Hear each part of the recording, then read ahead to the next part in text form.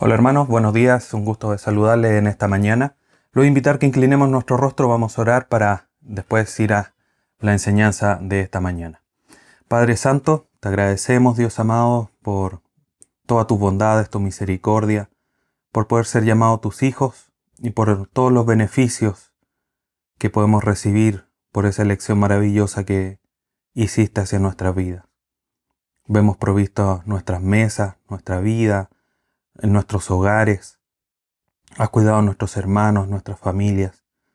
Toda misericordia y bondad tuya. Así que te agradecemos en esta mañana y de manera especial este tiempo para poder volver a estar conectados frente a tu palabra, delante de ti, para poder ser enseñados, seguir aprendiendo de lo que tú nos has dejado revelado a través de tu palabra y así seguir madurando, llevando fruto y poder llegar a la estatura del varón perfecto.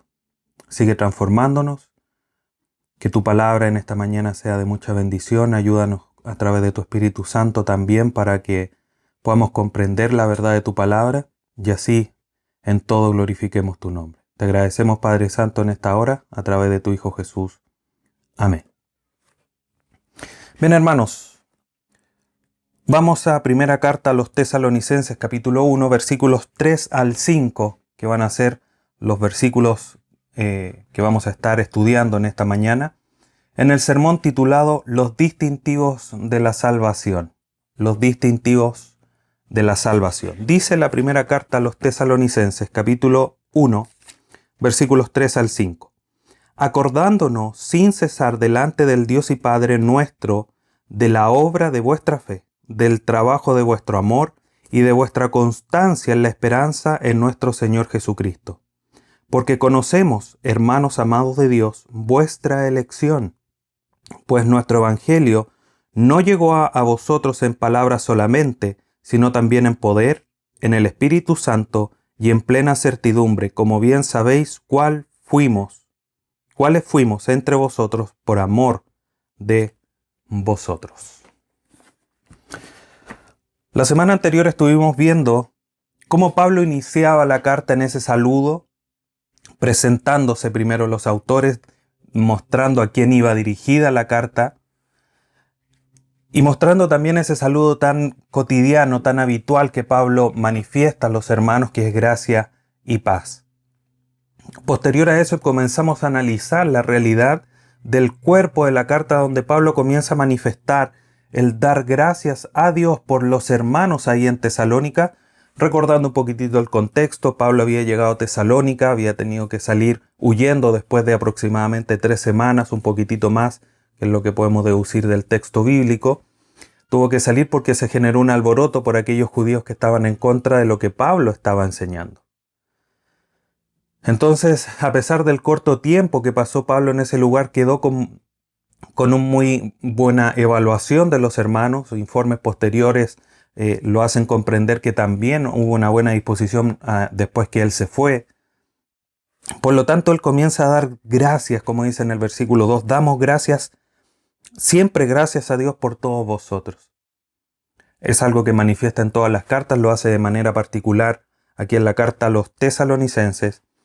Y no solamente manifestaba esta realidad de dar gracias por ellos, sino que gracias porque tenían una identidad en Dios. Como dice el versículo 1, que es una frase muy interesante que estuvimos estudiando. Entonces, cuando Pablo comenta esta identidad que la iglesia en Tesalónica tenía en Dios porque estaba en Cristo, él da gracias. Tiene ese agradecimiento, recuerda, da gracias por todos ellos, pero también recuerda sus necesidades. Recuerda y dice, los tengo siempre, hago siempre memoria de ustedes, por vosotros. Lo que nos deja una gran enseñanza. Pero Pablo, después de manifestar estas gracias de alguna manera generales, el hacer memoria por los hermanos ahí en la iglesia en Tesalónica, del versículo 3 en adelante, Pablo manifiesta un agradecimiento un poco más preciso, más detallado, de por qué está dando gracias por la iglesia. Por lo tanto, hoy día veremos las razones de ese agradecimiento de Pablo, reconociendo que esas razones que Pablo da son los distintivos de la salvación, de los hermanos en Tesalónica. Y de ahí el título del sermón de esta mañana, los distintivos de la salvación. Entonces, yendo ya al texto, queridos hermanos, vamos al versículo número 3, que dice, acordándonos sin cesar delante de Dios y Padre nuestro. Pablo manifiesta esta realidad frente a los hermanos, le está escribiendo, por supuesto, y Pablo, junto con sus compañeros, a pesar de que no es un tema central dentro de la carta, él siempre manifiesta dentro de su ministerio. Pablo tiene un espacio central, un espacio importante para agradecer a Dios. Y es algo que Pablo incluso le enseña aquí a los hermanos en Tesalónica en el capítulo 5, que ya estaremos estudiando más adelante. Dice, sed agradecidos porque esa es la voluntad de Dios para vosotros. Pablo se los manifiesta textualmente cuál es la voluntad de Dios, pero él también es ejemplo, que es algo muy interesante que vamos a ver también en la medida que avancemos los versículos del día de hoy. Entonces Pablo recuerda de manera permanente, acordándonos, doy siempre, hago memoria. Pablo está continuamente pensando, continuamente acordándose de los hermanos, de una manera permanente y constante. No necesariamente no tenemos la información en el caso de la carta a los tesalonicenses que esto sea continuo todos los días, pero sí es algo que es constante, haciendo memoria siempre, todas las semanas, 3 veces por semana, algo constante y permanente, no una vez, como se dice, una vez a las 1000, no, de manera constante y permanente y bien seguida. Y Pablo recuerda a los hermanos. Y esta, como decía recién, es una fórmula que es constante, es permanente en las cartas de Pablo, dando gracia por los hermanos en la ciudad. Y Pablo dice aquí, acordándonos sin cesar, o sea, sin fallo, sin omisión, con una determinación infatigable. O sea, Pablo no dejaba de hacerlo. Como estamos nosotros agradeciendo, con esa misma determinación infatigable. O nos cansamos, se nos olvida y cuando nos acordamos damos gracias. Tenemos que ser agradecidos, no de manera superficial porque hay que hacerlo, sino que comprendiendo la realidad de las bendiciones que tenemos de parte de Dios. Entonces Pablo dice, damos acordándonos sin cesar delante del Dios y Padre nuestro. Esto manifiesta una realidad de que Pablo, y la mayoría de los teólogos están de acuerdo en esto, es que Pablo finalmente está diciendo siempre estamos acordándonos de ustedes en oración. Delante de Dios y Padre nuestro, se entiende que finalmente Pablo está orando, que está manifestando, está en una relación íntima con Dios y en esa relación íntima, en esa conversación con Dios, está constantemente acordándose de los hermanos en Tesalónica. Pero además es interesante como dice, del Dios y Padre nuestro, esta relación íntima que Él tiene, hace un reconocimiento de Dios en 2 áreas que son relevantes y que nosotros siempre tenemos que tener en cuenta y encontrar el equilibrio. Porque Pablo manifiesta la autoridad, dice, del Dios, del único Dios, no de los dioses paganos, no de los dioses falsos, que no son Dios, sino que del Dios único y verdadero, pero además de reconocer su soberanía, su autoridad, su unicidad, porque es el único, además manifiesta una cercanía, Padre nuestro. Y eso es algo que nosotros no podemos olvidar nunca, queridos hermanos, porque generalmente todas las deidades, en términos de la mitología de las distintas culturas, la característica de los dioses es que son lejanos, son autoridad, están allá en lo alto, pero no se acercan digamos, a lo humano, a esta tierra. Dios no es así. Dios es autoridad, es un Dios existente, enorme, eterno, con todos esos atributos que nosotros conocemos. Pero eso no hace que Dios sea lejano. Nosotros tenemos un Dios que es cercano, que se involucra con la creación que Él ha hecho. Sobre todo con los hombres, con los que Él hizo directamente con sus manos o con la humanidad. Por lo tanto, es importante este equilibrio, este balance que Pablo reconoce aquí del Dios soberano, pero también del Padre nuestro, de aquel que está cercano. Y está diciendo Pablo aquí que está delante del Dios y Padre nuestro. Por lo tanto, es un Dios que es accesible, como lo hemos ido estudiando en nuestros estudios bíblicos de la oración. Tenemos acceso a Dios, libre, gratuito. Lo manifiesta los salmos de una manera increíble. ¿Cómo estamos nosotros entendiendo la realidad de que estamos cercanos, que podemos acceder a Dios? ¿Estamos aprovechando esa oportunidad, ese privilegio? Pablo aquí lo está aprovechando y llega delante de Dios agradecido por los hermanos. David Burke comenta, muchas veces, dice él, se ha indicado que en la vida cristiana la fe suele mirar hacia el pasado, el amor hacia el presente y la esperanza hacia el futuro. Pablo, después de manifestar que está delante de Dios, comienza a mencionar los distintivos de la salvación. La segunda parte del versículo dice, Padre nuestro, de la obra de vuestra fe, el trabajo de vuestro amor y de vuestra constancia en la esperanza en nuestro Señor Jesucristo. Estos distintivos, efectivamente, como dice David Burke, tienen algunos aspectos temporales, la fe en el pasado, el amor en el presente y la esperanza en el futuro. Pero no debemos olvidar que todos trabajan en nuestra actualidad, porque la fe no es solo del pasado, la fe la mantenemos el día de hoy. Y la esperanza, por más que sea en un evento futuro, es algo que también realizamos hoy. Y el amor es algo que permanece de una manera permanente, eterna. Así lo dice primera carta a los Corintios 13. Entonces, hermanos, estas tres características, estos tres distintivos, estas tres virtudes, son lo que remarcan a la iglesia en Tesalónica. Pablo se dio cuenta de su fe, de su amor y su esperanza, cómo trabajaban. Y por eso es que da gracias a Dios. A pesar del corto tiempo, los hermanos en Tesalónica mostraron estas tres virtudes. Entonces, en esta mañana quiero, hermano, que tú vayas evaluando tu vida y que veas si están estos distintivos. La vida cristiana, sin lugar a dudas, se caracteriza por muchas más virtudes que estas tres. Pero tenemos que considerar que en lo habitual de las distintas cartas, estas son comunes y se repiten. Primera carta a los Corintios 13:13 dice, y ahora permanece la fe, la esperanza y el amor, estos tres, pero el mayor de ellos es el amor. Los nombra a los tres.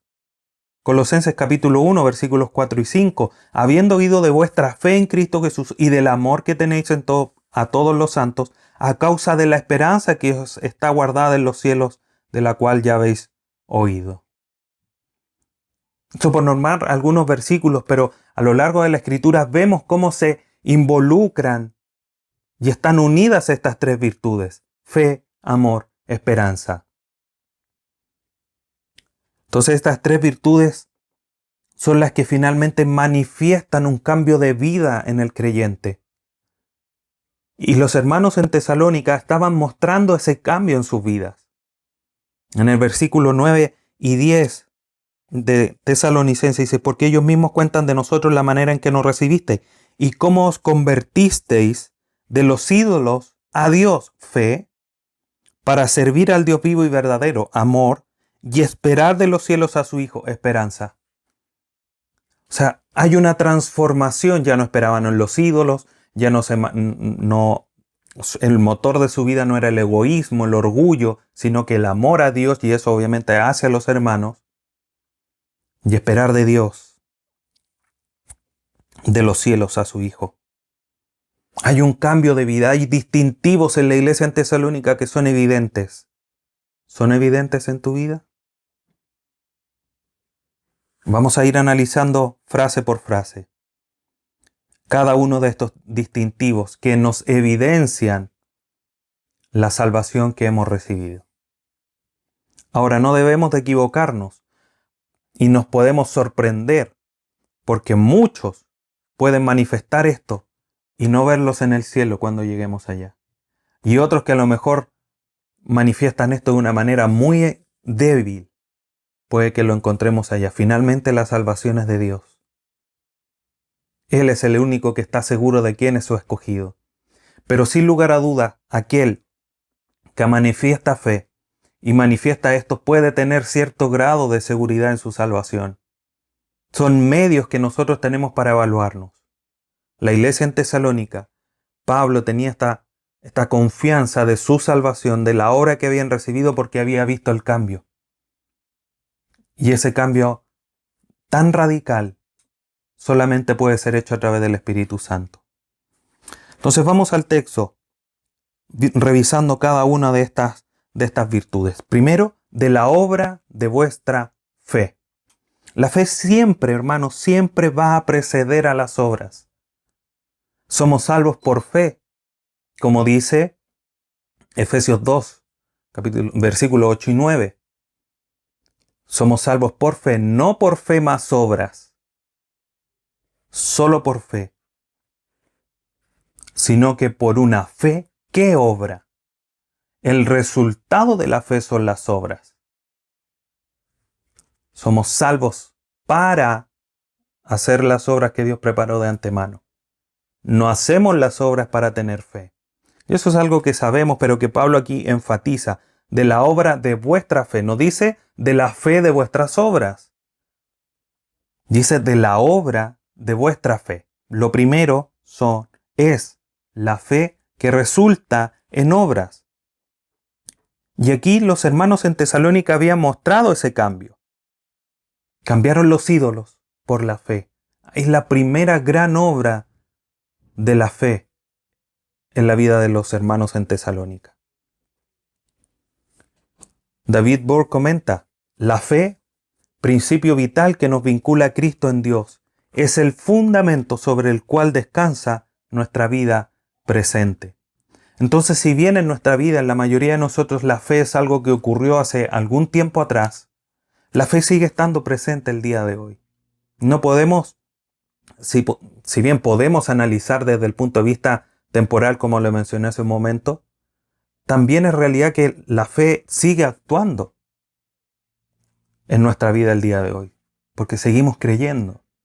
Es, como dice Burt, el principio vital que nos mantiene en nuestra vida espiritual.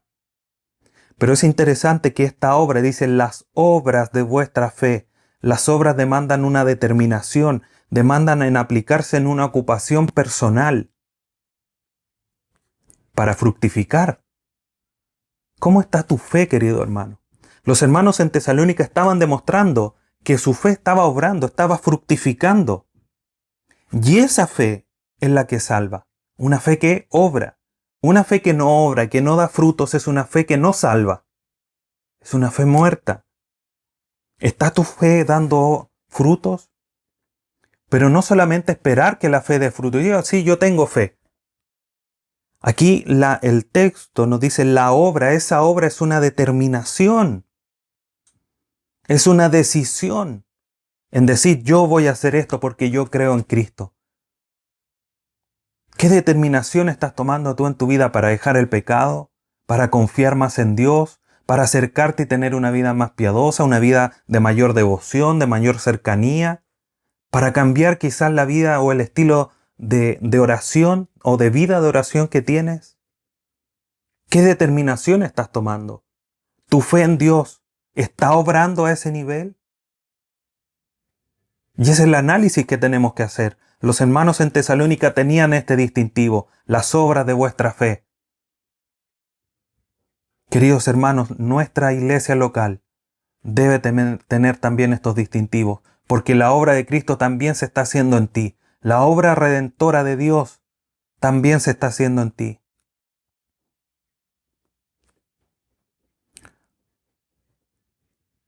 Además de la fe,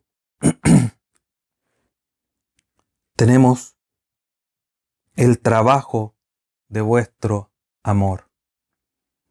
Y el amor, tendríamos mucho que decir. No quiero hacer un análisis tan profundo que tendríamos para casi una predicación por cada una de estas virtudes. Y no es la idea. Pero cuando nosotros hablamos de fe, la fe de cierta manera es invisible. Nosotros no podemos ver la fe. Solamente comprendemos que alguien cree porque lo está diciendo. El amor, el trabajo de vuestro amor, como le dice Pablo a los de Tesalónica, hace visible la fe. El amor hace visible la fe. La demostración de que nosotros creemos en Cristo, de que lo amamos, es el hecho de que nosotros vamos a guardar sus mandamientos. Juan 14:15 dice, si me aman o si me amáis, guardad mis mandamientos. El amor nos lleva a actuar, nos lleva a tener acciones que manifiestan lo que hay dentro de nosotros. Y ahí nosotros tenemos que hacer una evaluación muy profunda de cómo es que estamos actuando en nuestra vida. ¿Estamos actuando por egoísmo y tratando de demostrar el amor hacia los demás porque quiero ser visto? Eso manifiesta orgullo. Pero si es un amor desinteresado, vas a hacer algo, como lo hicieron Pablo y sus compañeros del viaje aquí en Tesalónica. Un amor desinteresado, como el amor de Dios. ¿Qué ganaba Cristo? Además de cumplir su propósito, de dar gloria. Pero Cristo no ganaba nada al venir a dar su vida por nosotros. Un amor desinteresado. Porque nosotros no teníamos nada que ofrecerle. Así es como nosotros debemos amar. Reflejo de la fe que tenemos en Cristo. Y es interesante además cómo Pablo nuevamente cita otra palabra. Primero era obra, ahora es trabajo. Son palabras similares, pero trabajo demuestra un esfuerzo fatigante. El otro era una determinación fuerte. Este tiene que ser un trabajo fatigante. ¿Cómo estás amando a tus hermanos? Haces una hora y ya listo, con esto cumplí la cuota del mes, la cuota del año. O lo hacemos de una manera fatigante hasta que ya no demos más. Cristo nos amó así, nos sigue amando así. Nos ha dejado ejemplo. Samuel Pérez Millos comenta respecto del amor. El amor, dice él, es el motor de toda acción dirigida a otros. Eso debe ser lo que nos mueva, el amor fiel, puro, sincero, no fingido. El amor real tiene que ser el motor que nos mueva, porque Dios es amor. Y hay mucho que decir respecto a esto. Debemos amarnos los unos a los otros. Manifestación. Si no se aman entre ustedes, dice Juan en sus primeras cartas. Si no se aman entre hermanos, ¿cómo van a amar a alguien que no han visto? Entonces el amor manifiesta esta realidad. De la fe invisible, el amor la hace cercana, la aterriza, la pone en el suelo. Y nosotros podemos verlo. Los hermanos en Tesalónica estaban manifestando que esa fe de traspasar de los ídolos a la fe en Dios estaba no solamente ayudando a servir a Dios, sino que también a armar a los hermanos, y Pablo lo estaba viendo, del trabajo de vuestro amor. Sigamos evaluándonos. El amor es el que da sentido a las acciones de nosotros, hermanos, como creyentes, como hijos de Dios. Todo lo que hagamos tiene que estar empapado de amor. Pero además de la fe y del amor, hay una tercera virtud. Y al finalizar el versículo 3 dice, y de vuestra constancia en la esperanza en nuestro Señor Jesucristo. La vida del creyente debe caracterizarse por la constancia. Hebreos capítulo 12, versículo 1 y 2 dice, por tanto nosotros también teniendo en derredor nuestra tan grande nube de testigos, despojémonos de todo peso y del pecado que nos asedia y corramos con paciencia la carrera que tenemos por delante, puesto los ojos en Jesús, el autor y consumador de la fe. Tenemos que seguir la carrera. La carrera que nos tocó, hermanos, no es, si miramos la Olimpiada, no es una carrera de 100 metros que dura 10 segundos. Si hacemos la comparación, la vida cristiana es una maratón. horas y horas corriendo. Es una carrera de largo aliento, pero esa es la perseverancia, esa es la constancia. Pero no es una constancia ciega, no es una constancia sin sentido, es una constancia, una perseverancia con una esperanza futura. Como dice Pablo, y de vuestra constancia en la esperanza en nuestro Señor Jesucristo. David Burke comenta, aquella fe del principio que cree la palabra de Dios debe perdurar en lo sucesivo, mientras vivimos sobre la base de las promesas de Dios. Y ahí está. Aquí Pablo está haciendo alusión a nuestro Señor. Él prometió que iba a regresar, que iba a preparar morada y iba a regresar por su hijo. Dijo, voy a tomarme a mí mismo. Va a tomar a los creyentes, a los que han depositado su fe en Él. Por lo tanto, nosotros tenemos que manifestar esta constancia que también proviene de Dios. Es una provisión. Si fuera por nosotros ya hubiésemos, como se dice, tirado la toalla. Porque nos cansamos, nos fatigamos, nos aburrimos. Pero si seguimos aquí es porque Dios sigue obrando en nosotros y porque el Espíritu Santo nos sigue redarguyendo para seguir adelante, para seguir esforzándonos. Y la palabra constancia también tiene ese sentido de un esfuerzo, como decía recién, de una resistencia de largo aliento. Por lo tanto, la obras, el trabajo y la constancia nos demandan y nos hacen entender que la vida cristiana es una vida de esfuerzo, de determinación. No es creer y quedarse sentado en los laureles. Es creer y batallar y trabajar y poner el esfuerzo para vivir una vida que sea agradable delante de los ojos de Dios. Para manifestar las obras de la fe, manifestar las obras del amor y manifestar la esperanza, las consecuencias de la esperanza en nosotros. Porque nosotros, queridos hermanos, no esperamos cualquier cosa, no esperamos cosas mejores en términos materiales. Nuestra esperanza está en Cristo Jesús, es a Él a quien esperamos. Colosenses 1:27. A quien Dios quiso dar a conocer la riqueza de la gloria de este misterio entre los gentiles. ¿Cuál es eso? ¿O qué es eso? Que Cristo en vosotros, la esperanza de gloria. Es Cristo nuestra esperanza, no es otra cosa. Y por eso esta serie, y es un tema central dentro de la carta, la espera del regreso inminente de nuestro Salvador Jesús. No de lo que Él vaya a traer, no de la paz, no, de Él, de aquel que se dio en la cruz por nosotros, de aquel quien nos da la identidad como estudiamos la carta a los Efesios, aquel que es nuestra esperanza de gloria. Todas estas virtudes, hermanos, tienen que ser distintivas en nosotros. Samuel Pérez Millos comenta, las virtudes de los creyentes son motivo de gratitud del apóstol delante de Dios, de quien procede la salvación y la santificación de los cristianos. Gracias Dios por la fe, el amor y la esperanza que tú has puesto en la vida de los cristianos en Tesalónica.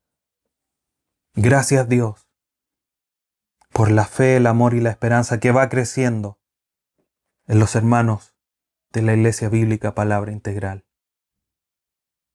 Pero esfuérzate, hermano, esfuérzate en dar esas obras de cada una de estas virtudes y todas las demás que están a lo largo de las Escrituras y que Pablo, por algún motivo, aquí no menciona. Pero estos son de los distintivos centrales que deben estar en tu vida. Pablo continúa en el versículo 4, siguiendo con la misma idea. Pablo dice, porque conocemos, hermanos amados de Dios, vuestra elección. No podemos separar el hecho de que ser amados por Dios también significa ser elegidos de Dios. No son cosas separadas. Dios no elige sin amar, ni ama sin elegir. Y Pablo aquí manifiesta, porque conocemos, hermanos amados de Dios. Ustedes han sido amados. Por eso le dice, amados de Dios. Esto no significa que los hermanos en Tesalónica solamente son receptores de alguna benevolencia o algún acto caritativo de parte de Dios. Recordemos, pronto viene la Teletón acá y dice 24 horas de amor. Esas son manifestaciones de benevolencia que no es que sean malas. Pero si esta palabra nosotros la miramos en el contexto y lo que quiere significar no es ese acto de benevolencia.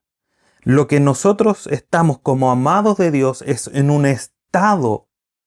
Hemos sido establecidos dentro del amor de Dios de una manera permanente. No solamente para manifestar una que otra vez un acto de benevolencia, una vez al año, 2, 3 veces al año. Estamos en un estado permanente, siendo receptores de la bondad de Dios, de sus misericordias y todo lo que significa que es que Dios nos ame, amados de Dios.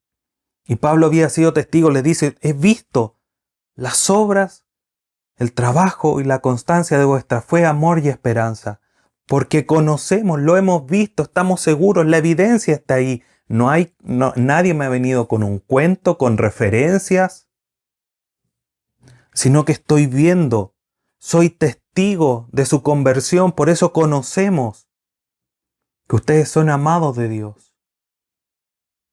Porque esos cambios radicales, esos frutos que ustedes están mostrando, esas acciones que manifiestan, son porque ustedes son amados de Dios.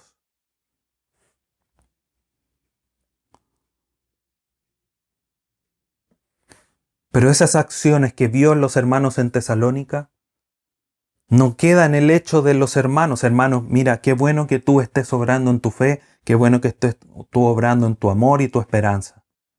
Pablo tiene muy bien comprendido desde dónde proviene la fe, el amor y la esperanza. Son provisión de Dios. Y aquí nosotros debemos comprender y equilibrar, porque la obra de redención es de Dios de manera completa, nosotros no hacemos nada, pero también es una realidad que Él nos da la fe, que también nos da el amor, porque nosotros le amamos a Él, porque Él nos amó primero, y la esperanza también es el resultado del Espíritu Santo en nosotros.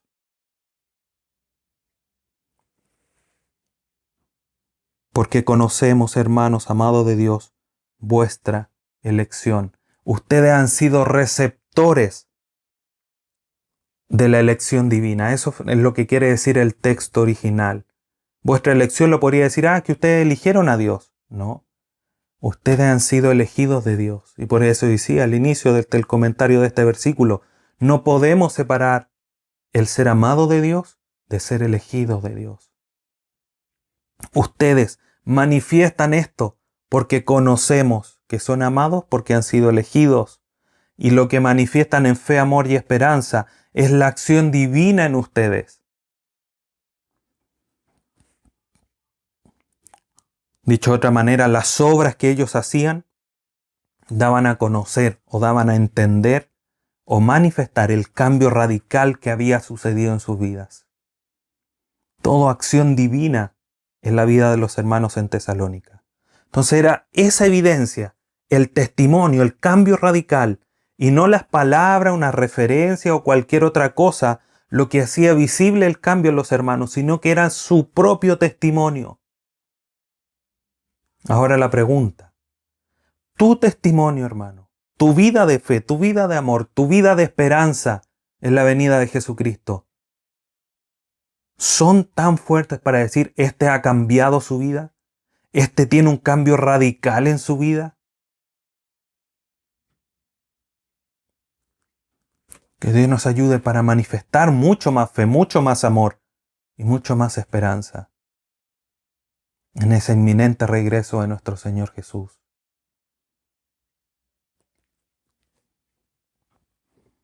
Michael Martin dice, la evidencia de una fe genuina, junto con la creencia en la fidelidad de Dios, proporciona seguridad. La fe genuina, como decía al inicio, es la que obra, es la que da fruto, que se manifiesta en amor, que se manifiesta en esperanza, más comprendiendo y conociendo más a Dios es lo que nos da seguridad. ¿Cómo está tu seguridad? Obviamente creemos en las promesas de Dios. Se van a cumplir. Y eso es así. Pero ¿cómo está tu vida de testimonio? Si solo tuvieras tu vida de testimonio, ¿podrías tener una mayor seguridad? Claramente no somos perfectos. Claramente vamos a seguir pecando. Pero nuestros distintivos en nuestra vida cristiana deberían permitirnos tener cierto grado de seguridad de la obra de Dios en nosotros. Si no estamos seguros porque Dios no está obrando en nosotros, y eso quiere decir que no somos salvos. De ahí la realidad de que tenemos que buscar, esforzarnos en estos distintivos, y por eso hacía énfasis en cómo Pablo menciona 3 palabras que son centrales porque demandan esfuerzo, obra, trabajo, constancia.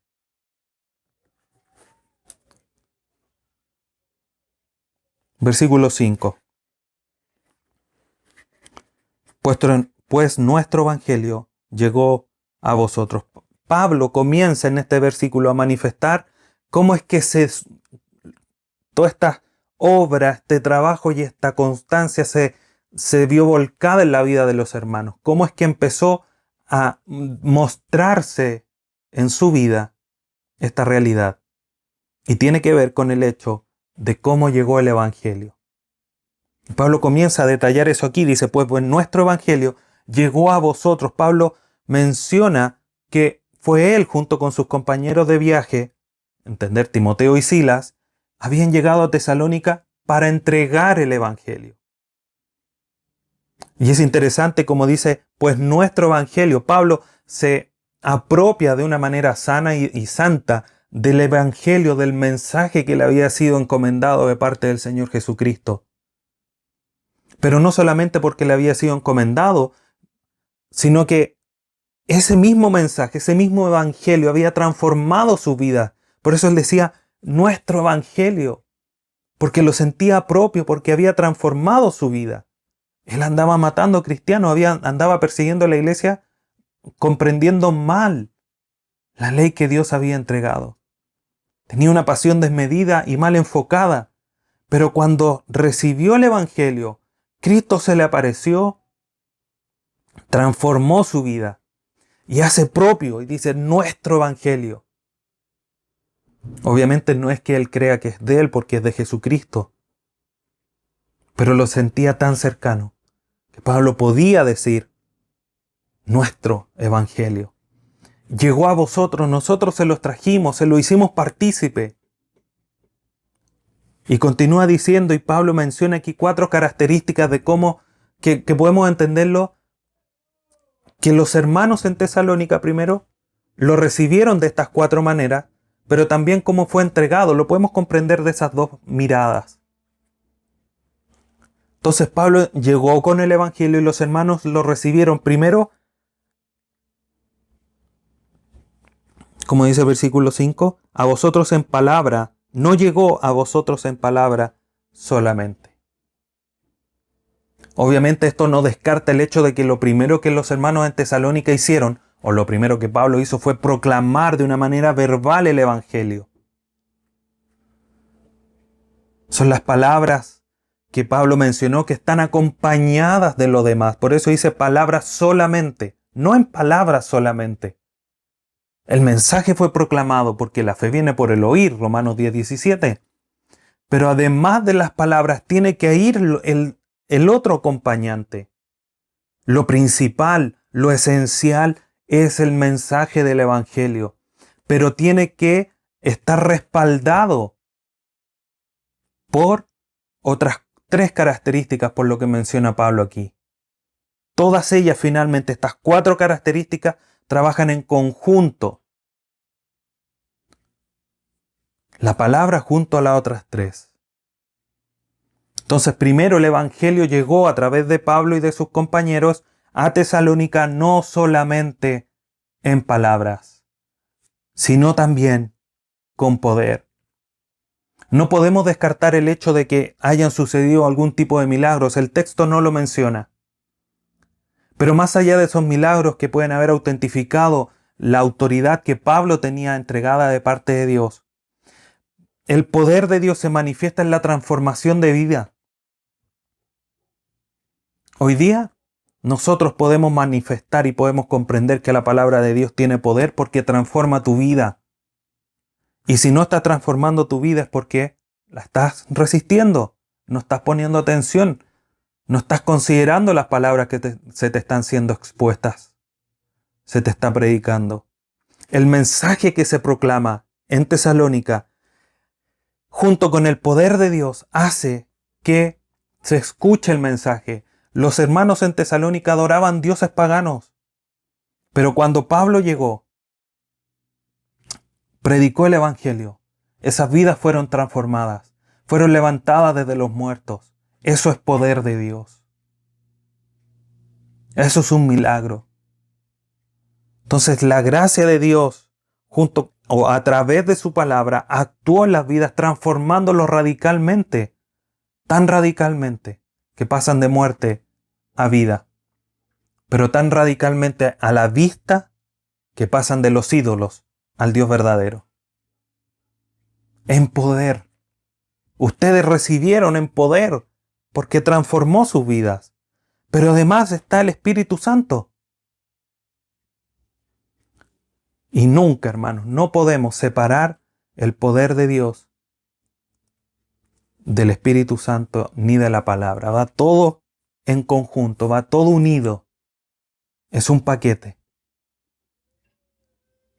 Y finalmente fue el Espíritu Santo, como dice Hechos 1, cuando reciban el Espíritu Santo, me seréis testigos. Por lo tanto, es el Espíritu Santo finalmente el que actúa transformando, es el agente final que actúa en la vida de los creyentes, en Tesalónica, pero también en ti. Tú cuando creíste recibiste la palabra, tu vida fue transformada y llegó el Espíritu Santo y te sigue transformando.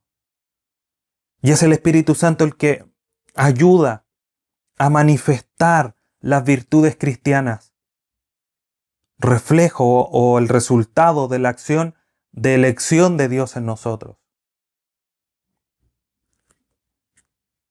Antes bien, sed llenos del Espíritu, dice Efesios 5, 17, 19. Y eso va a resultar en cánticos, en alabanza, frutos de la acción del Espíritu Santo, de ser llenos del Espíritu Santo. Nadie puede, con el Espíritu Santo en él, seguir viviendo según las directrices de lo que Dios nos manda, o de lo que nos aleja de Dios, o dicho de otra manera, de las directrices de este mundo. Nadie. Si tú tienes el Espíritu Santo, Él te constriñe, Él te redarguye para que vivas una vida santa y te capacita para vivirla. Si no lo haces solamente es porque estás negando ese poder tan grande que está dentro de nosotros, que es el Espíritu Santo. Y no debemos malentenderlo, pero tampoco debemos minimizarlo tanto. No debemos irnos a los extremos. El Espíritu Santo, aquel que levantó a Jesucristo de los muertos, está en nosotros. Y si levantó a Jesucristo de los muertos y nos levantó a nosotros de los muertos y sigue viviendo en nosotros, ¿cómo no vas a poder dejar aquel pecado con el que estás luchando? ¿Cómo no vas a poder tener una mejor vida de oración? Solamente es porque no nos dejamos moldear por el Espíritu Santo y lo resistimos, lo contristamos. Pero el poder y la acción de la tercera persona de la Trinidad está en nosotros. Además de las palabras del poder y del Espíritu Santo, finalmente como cuarta característica llegó el Evangelio en plena certidumbre. Pablo estaban completamente confiados en el mensaje, en las palabras que ellos estaban entregando. Lo sabían, lo habían visto en su vida habían sido transformadas. Sabían lo que estaban predicando y sabían el efecto que iba a tener, los resultados que iban a tener. Su certidumbre finalmente estaba basada en el poder de Dios que actuaba a través del Espíritu Santo, porque iba a transformar, iba a dar vida a los que Dios había escogido. Y esa plena certidumbre finalmente se vio afianzada al ver las obras, el trabajo y la constancia de los hermanos en Tesalónica. ¿Cómo estamos recibiendo hoy día el mensaje del Evangelio? Hoy día Cristo, a través de el mensaje a los tesalonicenses, nos está diciendo que tienes que mostrar fe, amor y esperanza, y que las palabras las tienes que recibir con certidumbre, con el Espíritu Santo y con poder. Porque es la acción del Espíritu Santo y el poder de Dios el que te va a poder hacer llevar a cabo esta realidad en tu vida, de que tus distintivos sean cada vez más distintivos, más llamativos, sean marcas reales en tu vida de que tú eres un salvo y un escogido por Dios. Entonces Pablo, al terminar el versículo 5, dice: como bien sabéis, cuáles fuimos entre vosotros por amor de vosotros. Pablo, junto con sus compañeros, fueron ejemplos frente a los creyentes.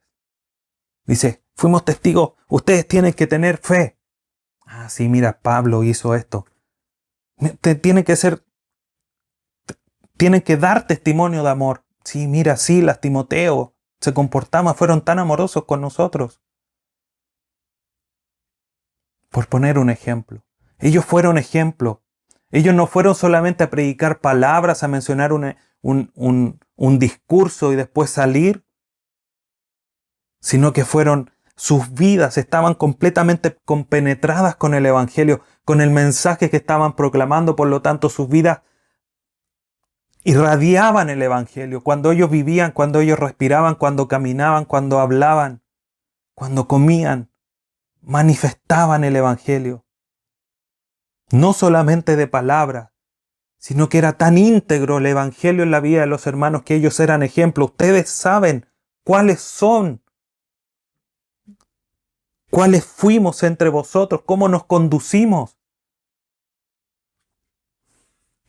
Que mostramos fe, mostramos amor, mostramos esperanza. Ellos fueron ejemplo a los hermanos. Fueron sinceros, sin doblez.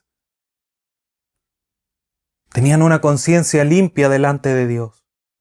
Con libertad y lo podían. Den gracias a Dios en todo, porque esa es la voluntad de Dios. Oye, pero Pablo, tú no diste gracias. ¿Cómo que no? Mira, escribo a ustedes y lo primero que hago es dar gracias. Cuando estuve con ustedes daba gracias. Cuando el Evangelio está compenetrado en nosotros, en nuestra mente, en nuestro ser, fluye y nos hace vivir conforme al Evangelio. En cada instante es nuestra respuesta natural. Como Nehemías, que estudiábamos hace unos días. Nehemías frente al rey, el rey le dice: ¿qué te sucede? ¿Qué quieres? ¿Qué quieres pedir? La respuesta natural que fluyó en la vida de Nehemías fue orar a Dios y decir: Señor, ayúdame. Él oró ahí y después le habló al rey. Eso demuestra una vida de oración que fluye en la vida de Nehemías. Así en la vida nuestra el Evangelio tiene que fluir tan fuerte que demostremos de una manera natural fe, amor, esperanza y todas las otras características. Y no debemos olvidar que Pablo llegó aquí de una manera desinteresada, por amor de vosotros.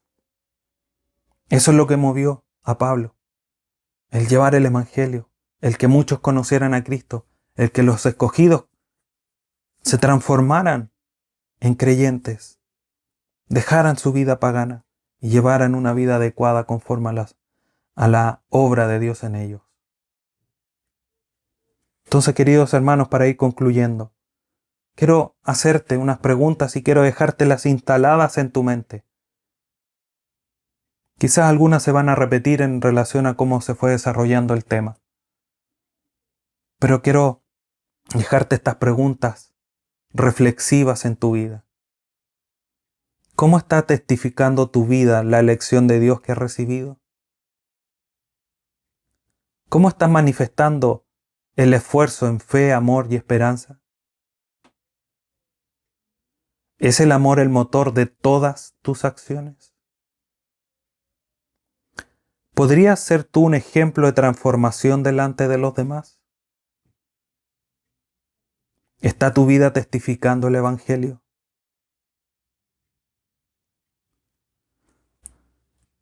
Preguntas reflexivas que debemos de analizarnos y debemos mirarnos a nosotros.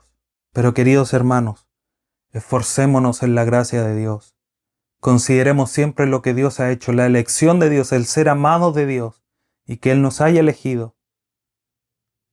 Razones más que suficientes junto a otras, muchas que hemos visto, para esforzarnos y para mostrar no solamente fe, amor y esperanza, sino que todas las demandas que tiene Dios para nosotros, que son parte de su voluntad para nosotros, sus hijos. Que Dios nos ayude y nos dé sabiduría para que nuestra vida muestre los distintivos de la salvación. Oremos. Padre Santo, te agradecemos en esta mañana. Primero, dándote gracias por haber podido escuchar tu palabra y dándote gracias también por esa acción maravillosa en la cruz del Calvario a través de tu Hijo, para hoy día poder ser salvos. Pero sin lugar a duda también nos cabe una responsabilidad de esforzarnos, de obrar, de trabajar y de permanecer constantes en manifestar esa acción divina tuya en nosotros. Que nuestra vida sea un testimonio de un cambio radical que tú has hecho, porque estábamos muertos y ahora tenemos vida solamente por ti, por tu amor y misericordia. Te damos gracias, Señor, pero ayúdanos, danos sabiduría para poder vivir la vida cristiana. No ser actores pasivos, sino que activos, que se esfuerzan, que con determinación quieren actuar y llevar mucha más gloria a ti, que quieren ver sus vidas transformadas. Gracias por tu palabra, porque nos anima a seguir adelante, a seguir esforzándonos, tal cual como lo hacían nuestros hermanos en Tesalónica. Tantos años después, nos encontramos hoy día nosotros, dándote gracias y pidiéndote que la fe, el amor y la esperanza sean los distintivos en nuestra vida. Gracias, Padre Santo, en esta mañana, a través de tu Hijo Jesús, nuestro Salvador. Amén.